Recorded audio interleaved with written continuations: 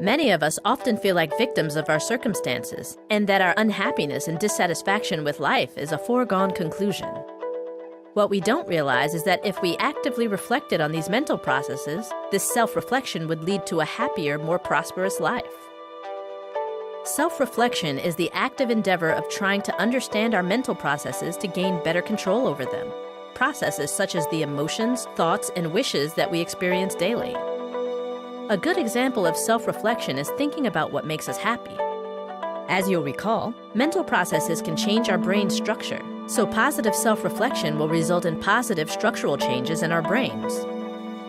For instance, more than 2,000 years ago, a young man named Siddhartha, later called Buddha, reflected deeply on the sources of both his happiness and suffering. By doing this, he was able to embrace happiness and free himself from suffering, a psychological transformation which he believed was accomplished by focusing on the positive aspects of his life.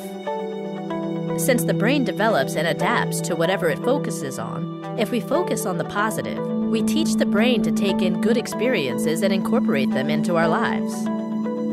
Of course, some people are convinced that being self-reflective means being self-indulgent, but this is not the case.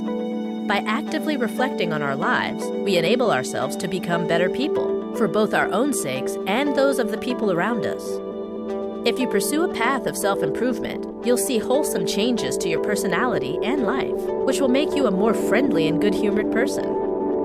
For instance, if you develop a more positive outlook on life, your stress levels will diminish, which in turn will improve your interpersonal relationships. Just imagine, for example, how much your relationship with your significant other would improve if you weren't always fretting about your future.